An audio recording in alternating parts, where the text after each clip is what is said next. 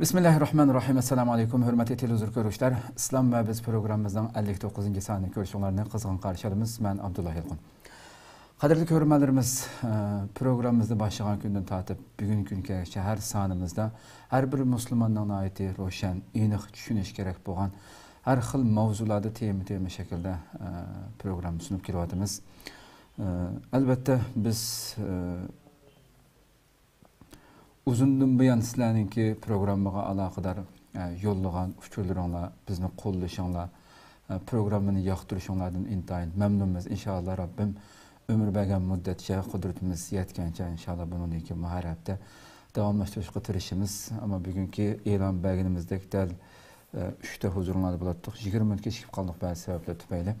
Kechirim so'raymiz oldi bilan programmamizning doimlik mehmoni hammalar tanishib bo'lgan hürmetli Ustaz Şarkı Türkistan Ulemalar Birliği azası şunaqla Dünya Müslüman Alimler Birliği azası Abdurrahman Cemal'ni teklif qildik.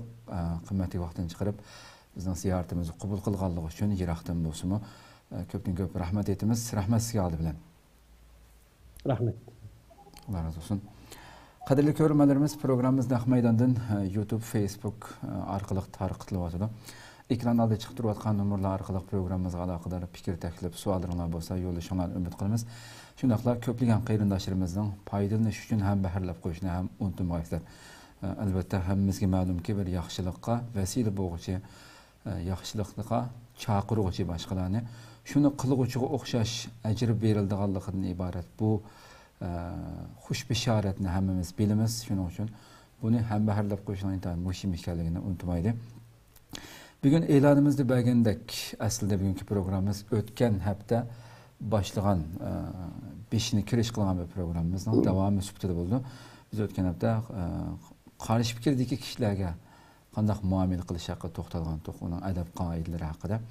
Bugun yana shuning davomi bo'lgan qarshi fikrdagilar va insof deb e'lonimizdan berdik. Bu tema to'xtalamiz inshaalloh. Buningki adab ilmiy qoidasini qanday insofli bo'lamiz albatta tafsili to'xtalamiz programımız jarayonida. Undaqda bevosita programmamizga kirib ketsak, hurmatli Abdurrahman Cemal Ustaz. Oldi bilan shu qarshi fikrdagilarga insof qilishning ahamiyati haqida ikki og'iz gap qilib, uning kayni kirgan bo'lsak, rahmat. Bismillahirrahmanirrahim. Cenab-ı Allah hamdisine Peygamberimizge dua salamlar olsun. İslam dini barlıq insaniyetini dillarının zulmeden İslam'ın adaletini çıkarış için kelgen bir dindir. Bunda da bu dinin azaları, bu dine mensup olan Müslümanlar, dost olsun, düşman olsun, Müslüman olsun, kafir olsun, kolluğucu olsun, ya ki karış çıkışı olsun, yakın olsun ya yiraktaki olsun adil muamele kılışı, insaf bilen muamele kılışı Müslümanlık'ın takazzasıdır. Çünkü Cenab-ı Allah Kur'an-ı Kerim'de la yecrimennekum şen'anu kavmin ala alla ta'dilu ya'dilu de. Sizlerinin bir adamlarla kilişenmezlikinler, sizlerinin bazılarla kapılışıp kalışınlar, ya ki aranlarda bir adavetten yüz verip kalganlığı adil iş kılmasızlıkla sebep olmasın. İnsafsızlıkla sebep olmasın. Kapılışıp kalsanlar insançılık yüz veriş mümkün ama adaletten çetlemenler. İnsaftan çetlemenler. Mana bu takvalık, mana bu samimilik, mana bu Müslümanlıkның takazzasıydı. Biz ahiretlikni ıslah kılışımız için insaflı buluşka ve adil buluşka teklif kılındı. Yani ahiretlikimizni ıslah kılış için adil buluşumuz ve insaflı buluşumuz şart olgandek, bu dünyalıkımızı, bu dünyadaki işlerimizni, hayatımızı ıslah kılış için mi yanalam adil buluşumuz ve insaf buluşumuz şarttır. Çünkü dinimiz her bir Müslümanı her kanda bir işlik yığa vaxtıda, ya ki her kanda bir sözlük yığa vaxtıda, ya ki her kanda bir münasibet boğa vaxtıda adil buluşunu, insaf bilen iş kılışını ve qaysi bir iş olup kalsın onu en güzel şekilde bir taraf kılışını teşebbüs kıygan. Mesela Peygamberimiz bu doğrusunda İnnallâhe ketebel ihsan ala kulli şeyin. Allah Müslümanlığa nispeten her kandak işte ihsan derecesi buluşunu farz kıldı dedi. Allah Müslümanlığa nispeten her kandak işte, her kandak sözünü, her kandak bir faaliyetini, her kandak bir fikir muamelede en yüksek seviyede, en güzel seviyede, en ilgar şekilde bir taraf kılış farz kıldı dedi. İnsaf her kandak zaman ve her kandak mekan alkışlandıgan, medilindigan alaydı bir süpet. Mesela bu timimiz alakadar tertibini elip aytsak, insaf kılış karşı fikirdekilerinin sözlerine doğru düşünüşke vesile olalıydı. İnsaf kılalsak başkalarının sözünü doğru tarafga apırıp düşünelemiz. Eğer insaftan chetnep kalsak, hata tarafga apırış, yaman tarafga apırış bilen ardın nurgun soğukçılık yoki münasebetinin üzülüşüge sebep bolamiz. Eğer her birimiz kim bo'lishdan qat'iy nazar o'zida insof bormi yo'qmi? Aql ish qilyapti yoki ish qilmayapti? Bu sifatlarning o'zida tepildiganligi, tepilmaydiganligini bilmoqchi bo'lib qolsa, tövendeki bir qancha savollarga javob berib baqsa bo'ladi. Yoki tövendeki bir qancha o'ttirib qo'yilmoqchi bo'lgan masalalar haqida o'ylanib baqsa bo'ladi. Masalan, birinci Müslüman bilimiz bulmaydıgan mühim bilimlerini biliş. Ne için bundan da olsa Müslümanın perverdigarı bilen boğan münasebetinden ser, insanlar bilen boğan münasebeti, insanların için Müslümanlar bilen ve gayrimüslimlar bilen boğan münasebeti de zörür boğan meselelerini bilmek yapsa adaletsizlik yap çıkın. İnsafsızlık yap çıkın. Yani adalet nerede? İnsaflar bunu biliş için Müslüman bilimiz bulmaydıgan qarindoshlarning huquqiy münasebetlik, ijtimoiy münasebetlerge, ijtimoiy aloqalar münasebetlik bu bilimlarni bilishi intayin muhim. Şu her bir Müslüman, ben özümge qarta, Müslüman qarnishim qarta, hem İslam Müslümanlar ziya yetkizmagan gayrimüslimlar qarta, dünya qarta, tasavvurim nima? Ko'z qarashim nima? Bu meselelerde xabarim bormi yo'qmi? Buni o'rganish lazım. Müslüman bo'lib qolsa buni bilish birinchi omil. Şuna İslam'ın prensiplerini, yani Müslüman bilimiz bulmaydıgan zörür akide okutaş, zörür ibadetler, zörür ahlaklar, zörür köz karışlar bilmeye kapkasak, başkalarının hukuku dahil tercih etkizimiz, ya ki onun hukukunu kemsitip koyumuz. İkinci olarak, dinimiz buyurgan egir besik oluş ve başkalarına silik sıfayı muamele kılışın ibaret. Bu sıfat bizde tepilmem, bunu oynaş lazım. Üçüncü olup dinimiz özanlarını aklamanlar dedi. فَلَا تُزَكُّوا أَنْفُسَكُمْ هُوَ أَعْلَمُ بِمَنِ اتَّقَى dedi. Takvalıkını dolu dava aklamanlar dedi. Men en ilgar, en yaxşı adam deyip özanlarını aklamanlar dedi. Kimden takva, kimden yaxşı geldiğini fakat Allah özü bildi dedi. Şun hatalık biz belgemiz itiraf kılaydı. Üstümüzge alaydı dedi. Davamlık özümüzde aklap durmanmaydı. Mendimi buluş mümkün, hatalık, başkalardan buluş mümkün deyken bu tuyuk gerek. Bu fıkhım bizde bağımı yok mu? Dördüncü olarak başkalar bilen muamele kılgan vaxtida yoki qarshi fikirdagilarga baho bergan vaxtida amaliy sharoitni bilib gap qilib o'tamdik yoki bilmay egiz binoda o'tirib turib hukm chiqarib o'tamdik. Buni qarash lazım. Bazı adamlar uydan chiqmay, ishxonasidan chiqmay, egiz binodan chiqmay, amaliyotni tekshirmay turib ba'zi gaplarni deb qo'ydi. Natijada insofdan yoki adolatdan chetlashga sabab bo'ladi. Xo'sh. Beşinci olarak her bir adam özünün ilgili qilgan işlerine bir qarab baktı. Belki biz köpünçü vaxtlar başkalarının işleri qarashga amraq kelishimiz mümkün. Başkalarına baho berishga amraq kelishimiz mümkün. Ama bizden hayatımız qanday geçti? Bizden burunqi fikrimiz qandaydi? Bizden istirimiz qandaydi? Burun qanday yaşagan? Bugün qanday yaşayapmiz? Bunu bir o'ylab bakaylik. Başkalarına bağımız gelip kalsa, özümüzün ötmüşünü bir kata körüp bakayım. Lopa enek bilen özümüzü bir karap bakayım desler. İnsafının yok gelin bir şey biliriz. Altıncısı, zulümün dünya ahiretki akıbetini tasavvur kılış. Zulüm kıysak, dünyada kandak netice gelip çıkıyordu. Ahiretki vakanca kandak akıbet gelip çıkıyordu. Bunu oynandık.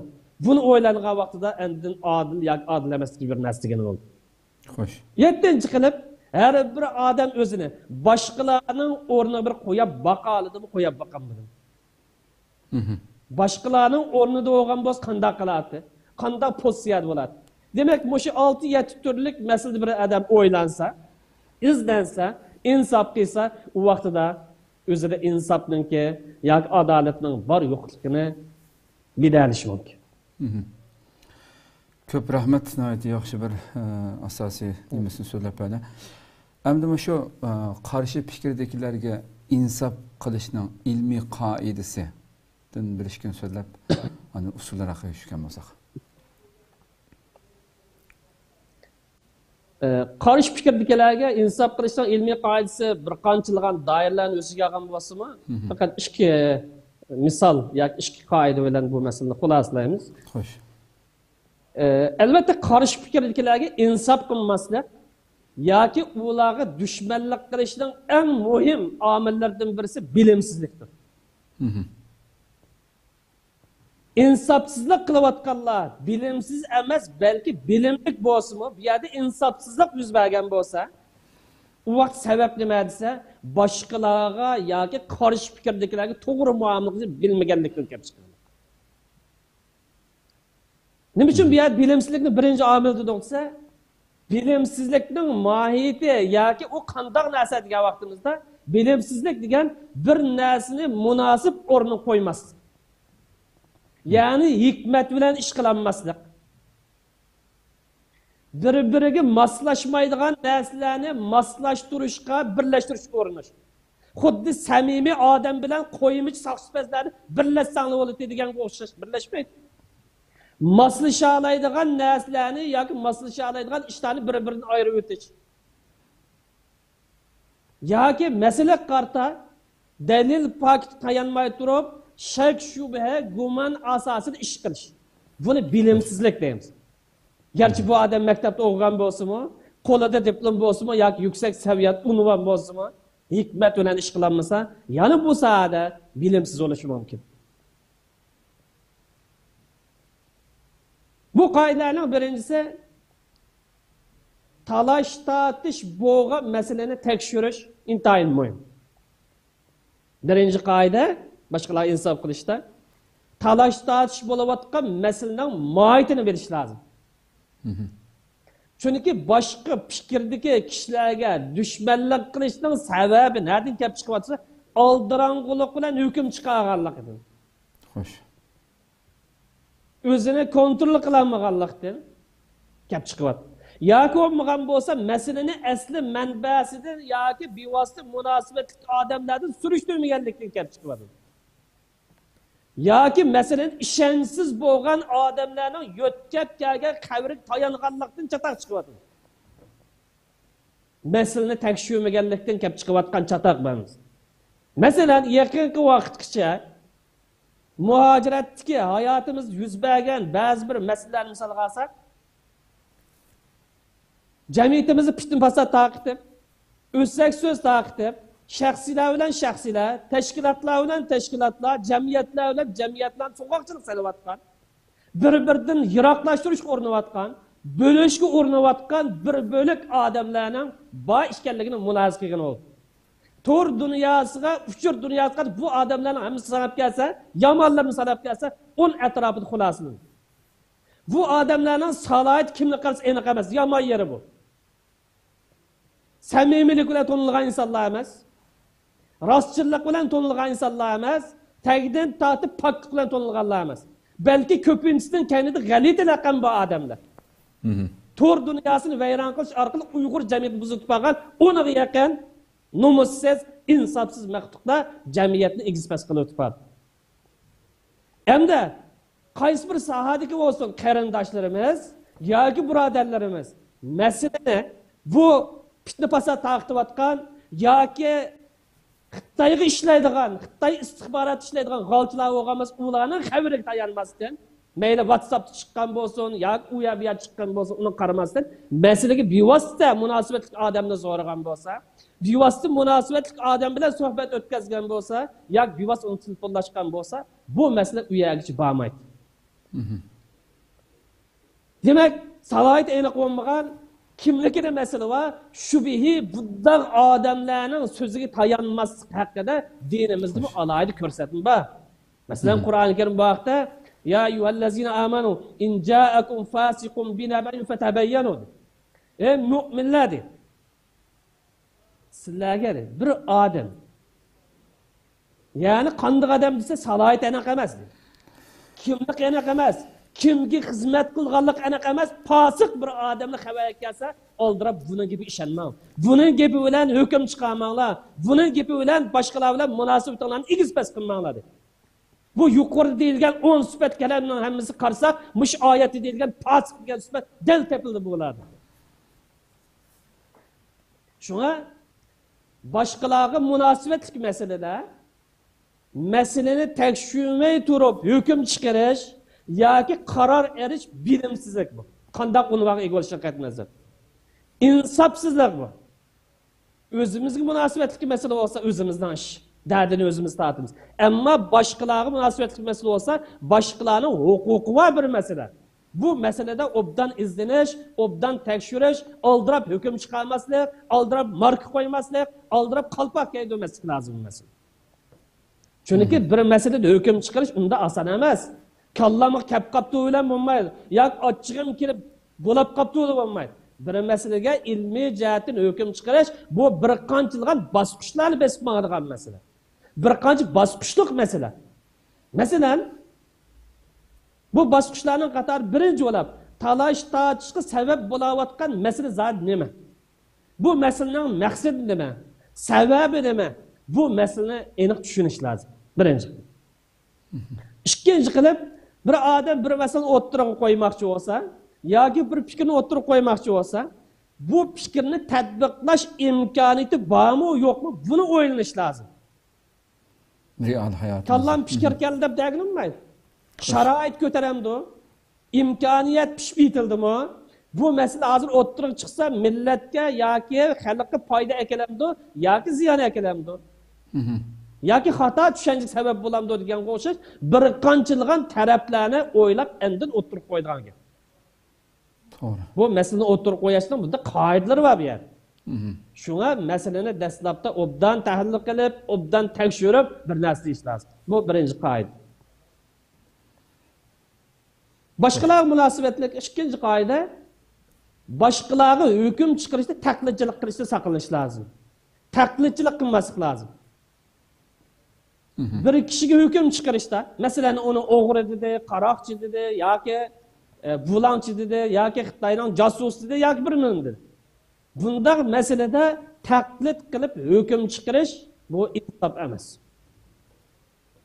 Har bir odamga Alloh taolo bir aql berdi. O'ylanayli.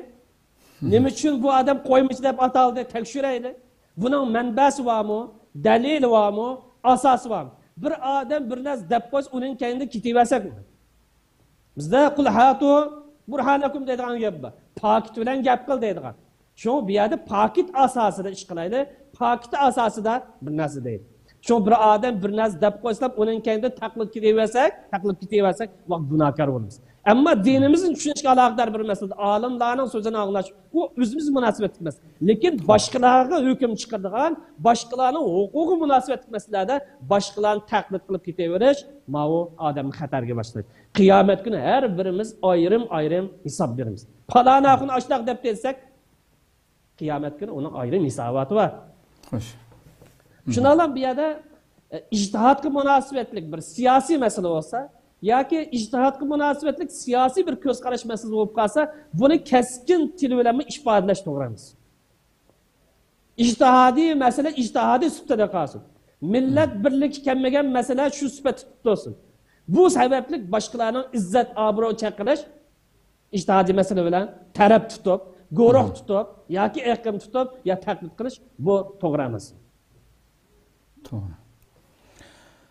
Ko'pdan ko'p rahmat, haqiqatan muhim masalalar so'zlandimdi.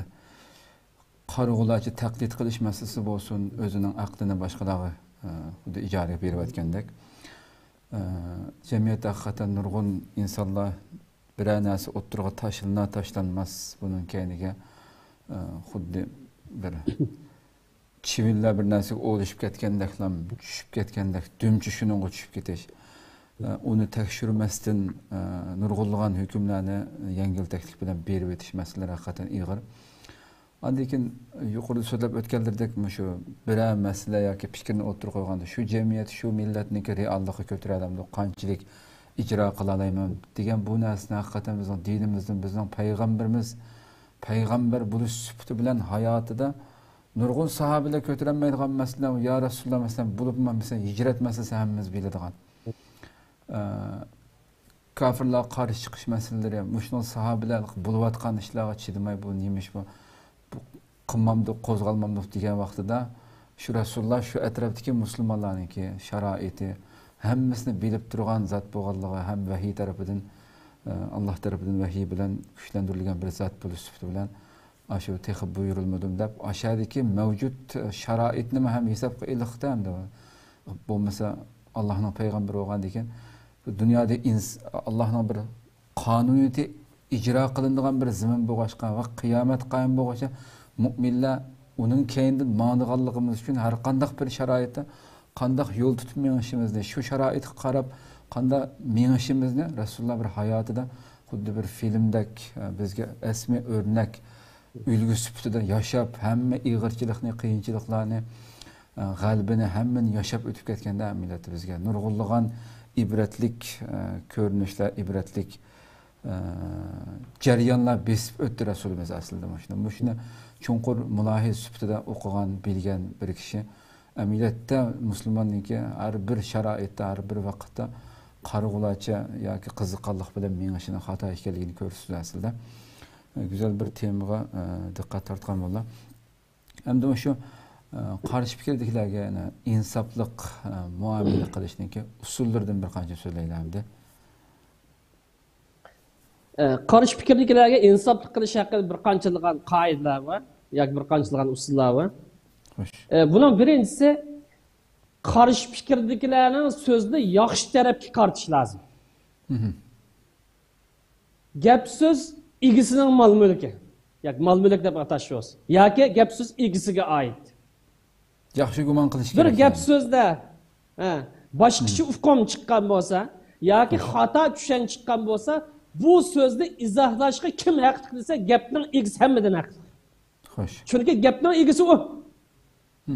Şunu bir adam bir gapni qilgan bo'lsa, buning qilgan gapi bir qancha ehtimollik yoki bir qancha xil izohatni qabul qilgan bo'lsa, kesiblam yomon tarbiyaga olib kirib etmasdan, uning ijobiy tarbiya bo'lsa, foydali tarbiya bo'lib qolsa, uni e'tibor qilish lozim. Bu haqda dinimiz nurg'unlagan misollar, olimlarimizdan nurg'unlagan ibratlar. Masalan, mujtahid İmamlardan İbn Taymiye'nin bir sözü var, misal kıysa. Ben bir adamın sözünü anlayan vaktimde 40 yıl ihtimallıkta yaxşı tarafı apırıp bakıman deyip. 40 qatim oylanıp, 40 yıl ihtimallıktan yaxşılık çıkaramaya kalsam, bu naçar gepken, yaman gepken deyip, yamanға endin apırıman deyip. Hoş. Əfsuske bizde bir gepni anlap boğuşulan, udul yaman tarafı apırdıgan, yaman təvil kıldıgan, yaman kuman kıldıgan, bu arkalık qarı kaydırı çapan kendi tayyat olgan bu naçar illetten kurtuluş lazım. İnsaflık bolumuzsak başkalarının sözünü amalla yaxşı tarafı aparaydı. Bu birinci kaide. İkinci kaide karşı fikirlerinin hemmesiga o'xshash muomala qilmaydi. Yani karşı fikirlerinin hemmesini bir tayoq değdirmaydi. Hoş. Ama afsuski bizde egir bu illet. Mesela bir adam kelishamagan bo'lsa, yoki orasida ozroq bir talash tortish, ixtilof yuz bergan bo'lsa, bu keyin nurg'un odamdan so'rabman. Bu xato. Mesela misol alsak tashkilot misol qilaylik. Bir xato o'tkazgan bo'lsa, tashkilotda hammasini tang bir tayoq taydaydigan, hammasi tang hujum qilgan. Bu insofsizlik, bu adolatsizlik bu. Xo'sh. Chunki insonlar yaxshilikda ve taqvolikda farqliq bo'lganda, yomonlikdan farqliq bo'ladi. Hammamiz o'xshash darajada bo'lmaydi. Hattoki dinimiz Yahudi, Nasroniylarni bir xil darajada emas. Laysu sawan dedi. Hammamiz kofir bo'lsin, o'xshash darajada emas dedi. Qaranglar bu hukm. Şuna insanların hammasiga o'xshash darajada muomala qilish yoki hammasini bir tayoq haydash bu savodsizlik, insofsizlik, adolatsizlik. Xo'sh. Shu bu yerda insonlarning yaxshisi bilan yomonini, rostchili bilan soxtapazni ayirish bu intayin muhim. Agar yaxshi bilan yomonga o'xshash bo'lib bersak, yoki samimiy odam bilan bu soxtapaz qo'yimchilar o'xshash o'rinda qo'ysak, adolatsizlik, insofsizlik yuz beradi. Ammo afsuski jamiyatimizda bu ahvol mavjud. Rostchil adam va xatolik o'tkaz. Bir xatolikni bahona qilib soxtapazlar bilan tang o'rin qo'yib qo'ydigan, soxtapazlar bilan tang o'tirib ishlaysa oladigan bu xil xato hukm bor. Bu soxtapaz odamlarni, yolg'onchi odamlarni buni tamoman e'tiborda saqit qilish lozim. Uchinchi qoida kishilarning yaxshilik bilan yomonliklarini selishtirish lozim. Ba'zi kishilar yoki kishilarning yaxshilik bilan yomonlik tarafiga teng qaramay, faqatlam yomonlik tarafiga qaraydi. Kishilar baho bergan vaqt qora ko'z aynakni kiyilib turib baho berdi. Shu bu odamning ko'z qarashidan yoki tasavvurdan chiqqan ko'z qarashlar qora ko'z aynakni qora chiqadi. Bu sebepten bir adamın azra hatalık olsun tamamen hata çıkarıp uğrunur. Halbuki Kur'an-ı Kerim karsak, Kur'an-ı Kerim dozaklı kimge bikitti etse, yamanlık tarifi, yaxşılık tarifini besip ketken adamlar bikitti dozaklı. Cennetli kimge bikitti etse, yaxşılık tarifleri, yamanlıkını besip ketken adamlar bikitti. Yani yaxşılık köp boğan adamlar bikitti. Azra hatalık olsun yani cennet gördü. Bu Kur'an-ı Kerim'den bu felsefesine asasen bir adamın yaxşılık köp olsa azra hatalık olsa mı onu yaxşı tarafiga olib boramiz. Onun yaxşılığını küçükçe ega qilamiz. Azra hatalık olsa nasihat bilan chiroylik ustidan tuzishga o'rnimiz. Ammo azra hatalıkni tutulib onun bütün yaxşılığını itibardan chiqarish, uni nazardan saqit qilish, bu orqali uning hujum qilishdan nishoni qilib olsak, bu bizdagi insofsizlik, adolatsizlik hisoblanadi. To'rtinchi qoida boshqalarni turiga ayirib muomala qilmaslik lozim. Chunki musulmon bilan bo'lgan aloqasi qarindoshlik asosida bo'ladi. Musulmon bilan musulmonning munosabati islom qarindoshligiga ustun quriladi. Endi bizning qarindoshlarimiz bilan bo'lgan aloqamiz tashkilotdan, aqimlardan va jamoat hukmlaridan halqib ketish lozim. Chunki islom qarindoshligi dinning asosli bir maqsadi. Ammo tashkilot deganimiz, aqim deganimiz, jamoat deganimiz bu bir vosita. Hech qanday yerda vositani maqsadning oldiga o'tkazilish bo'lmaydi. Şuna qarindoshlik muomala qilishimizda aqim masalasidan, jamoat masalasidan tashkilot masalasini o'tab ketishlar. Bu tashkilot tava, bu tashkilot tava deb turga ayirib muomala qilib qolsak, islom qarindoshlik asos qilmay, u vaqtda biz adolatsizlik qilgan, insofsizlik qilgan bo'lamiz.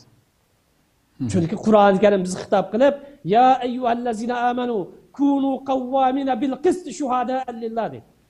Ey mu'minlar, adil bo'linglar. Adil gap qilinglar. Adil guvohlik berang. Allohning roziligidan har qanday ishda. O'zingiz ziyon kasb-kasbni. Sizni ziyon tatib ketsang, tatib ketinglar. Validayn, ota-onanglar ziyon kasb-kasbni. Yoki aqrabin, atrofingdagi odamlar, yo sizning aqimingdagi odamlar, jamoatingdagi odamlar, tashkilotinglar ziyon tatib ketsin. Qarış fikirdeki adam g'alba qilsin, qarış fikirdeki adam naf olsin, foydasi olsin. Shuning tarafida turinglar. Adolat tarafida turinglar, adolatsizlik qilmanglar. Demak, bu bizning yaqinimiz desak, bizning tashkilotga da'vat desak, yoki u jamoat da'vatida buni asos qilib olsak, islom qarindoshlik ilgari oyatga xiloflik qilgan bo'lamiz. Adolatni turamagan bo'lamiz. Allohning roziligini ko'zlamagan bo'lamiz. Çünkü bu ayet özden ziyan tatip ketsen meyli.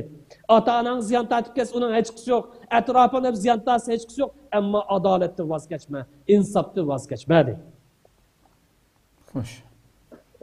Beşinci kaide insaf kılışının yaxşı işlerde hemkarlış. Qarshi fikrdagilar bilan bo'ladigan munosabat bu foyda bilan ziyon ustun quriladi. Ular bilan bo'ladigan munosabat foyda bilan ziyon ustun qurilganligi uchun har bir ishimizda, masalan, siyosiy masalamizga olsak, mush qarshi fikrdagilar bilan hamkorlashgan vaqtimizda millatga foyda kelamdi, ziyon kelamdi degan bu o'lchamni qo'yish lozim. Yakimiz kelishmasligi mumkin. Ba'zi yerda ba'zi fikrimiz kelishmasligi mumkin. Ammo hamkorlik o'rnatgan vaqtimizda millatga foyda kelamdi kamamdi. Kimligimizga foyda kelamdi kamamdi. Aqidamizga foyda kelamdi kamamdi. Axloqimiz foyda kelamdi kamamdi. Bu o'lchamlarni bu yerda bir o'ylanish asos qilish lozim. Gerçi bu yerda qarindoshlar bilan hamkorlik o'rnatamsaqmi? Yoki uning qo'limizni, yordam qo'limizni sunammasaqmi? Lekin uning ziyonkashlik qilishdan, uning yo'liga tosh etishdan, uning yuzini tushirishdan tilimizni yig'aydi, qo'limizni yig'aydi. Demak, hamkorlashanmagan taqdirdami uning ziyon keltirmay qolsak, mana bu hamkorlashganlik, mana bu uni qo'llaganlik, mana bu uning madad berganlik bo'lib hisoblanadi. Mana bu 5 qoida, mana bu boshqa fikrdagilarga, qarshi fikrdagilarga insof bo'lishning eng muhim omillardan iborat. Ko'p rahmat inshaalloh Rabbim shundaq tuyg'uda bo'lishni Rabbim bizga nasib qilsin. Oxirida shu maydon munozara, talash tartishda insofni qandaq ishga oshirg'ul bo'ldi, bir qancha misol berib tugatsak programmamizda.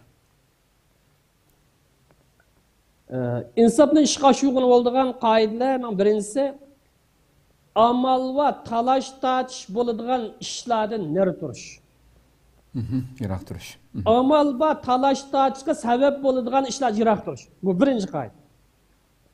Lekin talash tartish qilish to'g'ri kelib qolsa, ijtihod sababdan yoki ko'z qarash turli bo'l sababidan bu qanday qilish lozim desa, tarmoq masalaga birlik kelishga prinsipal masala birlik kelish. Kichik ish tutsin, cho'ng ishni asos qilib olaydi. Yo'l xaritasini birlashtirib olaydi. Cho'ng nishon g'oyani birlashtirib olaydi. Ikkinchi qilib prinsip birligi asosida turli bo'lib xizmat qilish yo'l qo'yadi. Prinsipimiz bir olsun, asosli nishonimiz bir olsun, siyosiy ideologiyamiz bir olsun, ammo xizmat qilish usulimiz turli bo'lsin. Buni qabul qilaydi. Qabul qilmay bo'lmaydi. Chunki dinimizdan ko'rsatmasi bu. Muhim bo'lgani prinsipal masalada muqim turish, shuni asos tutmash. Üçüncü mesele tarmoq meseleni prinsipal meseleni o'rniga qo'yib olmaydi. Mushu bir qancha omilga diqqat qila olsak, talash tartish bo'lib qolgan vaqtida ishlarimiz chiroyli chiqmaydi, qarindoshlik ruhiy aloqasi buzilmaydi.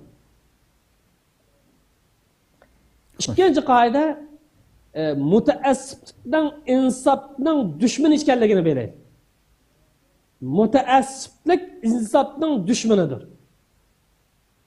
Yani talash tartish qilgan vaqtimizda mutaassiblikdan yoki fikri mustabidlikdan xoli bo'lishimiz lozim. Talash tartish bo'lgan vaqtida insof qilishimiz ham talash tartishni bir oz avrishimlik bilan o'pmanishimiz lozim. Ba'zilar talash tartish bo'lgan vaqtda qatmal keladi. O'zining degan gapini ham tushuntirib ol. O'zining degan gibi rast qilib olgan bunday ahvol ba'zilarda mavjud. Ammo afsuski buna bir misol olsak, Peygamberimiz shunday degan oyatda inna aw iyyakum la ala hudan aw fi zalalin mubin. Peygamberimiz bunu kafirlarga qartib turib, kafirlar bilan bo'lgan suhbat, kafirlar bilan bo'lgan talash tartishdi degan bir gap. Yani Peygamberimiz haq tuturuqliq, özünün davetinin haq ekanligini jazmlashtiradigan turug'liq, qarshi fikrdagi, qarshi aqimdagi, hatto boshqa dindagi odamlarning da'vat bo'lsa, ya biz to'g'ri yo'lda bo'lishimiz mumkin, yoki sizlar to'g'ri yo'lda bo'lish mumkin. Ammo o'yinni paqinglar, aqlinglarni ichinglar, ishning oqibati qarab paqinglar. Bu kafir qartilgan bir gap. Ammo o'z aramizda nima uchun insof qilmaymiz talash tartishda? Nima uchun bir oz avrishim bo'lmaymiz?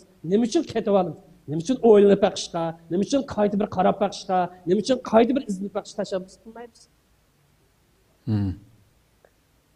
Demak, bu yerda talash tortish qilgan vaqtida ikki tarafning birisi yana bir tarafdan insof qildiganligi ishonmay qolib qolsa, yana bir taraf har qancha dalillarni aytgasimi, uning gapi quloq solmaydi. Uning gapini qabul qilmaydi. Bu nuqtada diqqat qilish lozim. Yani talash tortish qilayotgan ikki tarafning birisi yana bir tarafdan insof qilmaydiganligiga ishonib qolsa, ya'ni bu odamda insof deydigan narsa yo'q deb qolsa, har qancha dalil to'kibasimi, uning gapini anglamaydi. Shunga insof qilish har qanday sohada bo'libmi fikr talash tortishlarda, ko'z qarash tortishlarda insof qilish bu boshqalarni qoyil qilish, boshqalarning qalbiga kirish, boshqalarni o'zining sepir chekishningki birdan bir chorasi. Yolmuş şu. Üçüncü qoida qarshi fikirdagilarning to'g'ri yakun elishiga, to'g'ri fikr berishiga, to'g'ri masalani o'tirg'ich tilakdosh bo'lish. Ya'ni haqiqatni o'zining tilidan chiqsin, boshqalarning tilidan chiqsin qabul qilish demak. Ba'zilar borki haqiqat o'zining tilidan chiqsa, yoki o'zining atrofidagi odamlardan chiqib qabul qiladi. Ama başka adamlardan, başka fikirli adamlar hakikat çıkıp kalsa kabul kılınmaydı. Bu insaf düşmeydi bu. Bu adaletinin cümlesine emez. Şuna insaflık adamlar, ya ki insaflık bilim adamlar kanda olursa, karşı fikirdeki adamların ağzından üncü mervayı çıksa olur dedi. Ulanın ağzından hakikat tökülse olur dedi. Ulanın ağzından doğruluk çıkıp biz oldu, bu ümmet oldu. Yani biz faydalansak olur dedi. Onundan biz faydalansak olacak ma duygular yaşaydı. Hoş. Bu insaflık adamlarının karakteri bu. Ama bir kısım adamlar var kalbi maraz, kalbi kesilmen adamla kandak olursa bir yerde hatalası olur. Bir sehvellik ötkez tutuvasak olur. Şu arkalık yüzünü çürüversek, şu arkalık itibarını yer öyle yeksen kılıversak olur. Bu kalpten kesellikdeki adam. İnsaftan çetlep ketken adamlarının ki karakteri bu. Dördüncü qoida boshqalarning xatoligi bilan xursand bo'lmaslik lozim. Boshqalar xatolashgan bo'lsa, ajab xatolashtirmaydi. Agar qo'yimiz saxtipaz bo'lib qolsa, u ayrim gap ogohlantir. Ammo saxtipaz emas, qo'yimiz emas, samimiy bir odam, rostchil bir odam. Bir masalani o'tirib qo'ymoqchi, millat foyda yetkazmoqchi, lekin ifodalashda xato ketdi, usulda xato ketdi. Demek bir yer xatolashib qolgan bo'lsa, uningga xursand bo'lish bu to'g'ri emas. Chunki insof qilish bu yuksak axloq va sog'lom diyonatni talab qilgan bir masala. Ya'ni qarindoshimiz bir yer xatolashsa, shuni masxara qilsak, shuning e'tiborini tushirsak, shuning yuzini to'kib etsak, shuni jamiyatdan qoldirib etsak, bizga ne foyda keladi? Millatga qanday foyda keladi? Siyosiy harakatimiz qanday foyda? Buni o'ylash lozim. Şunu bir yer insaf kılımızsak yüksek ahlak lazım. Güzel ahlak oluş lazım. Hem sağlam canlılık dindar oluş lazım. Bu sahtipaz dindarlık ya sahtı dindarlık bu kâr gelmeyi. Şuna bir yerde insaf kılış için her bir adam başkalarının özüge kandak muamelesi yaxşı görgen olsa bu adamın başkalar şundan muamelesi. Yani başkalar beni hürmetlisin, bu mu başkalarını hürmetlisin? Başkalar ben külüp durup gap qilsangiz, bu adam başkalar külüp durup gap qilsin.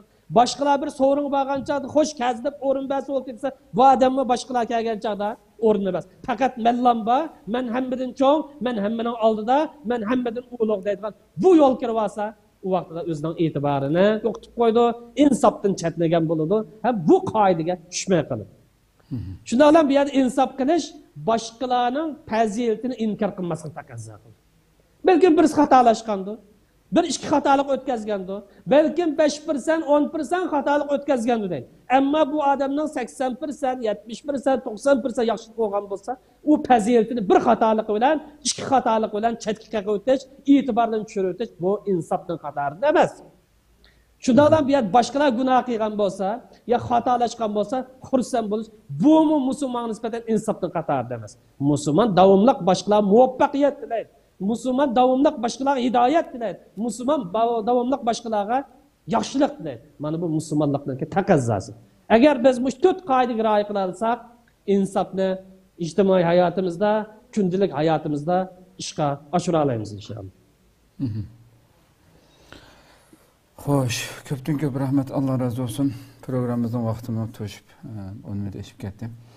Nəhayət güzel, ixcham bir şekilde ifadelendi. Allah razı olsun.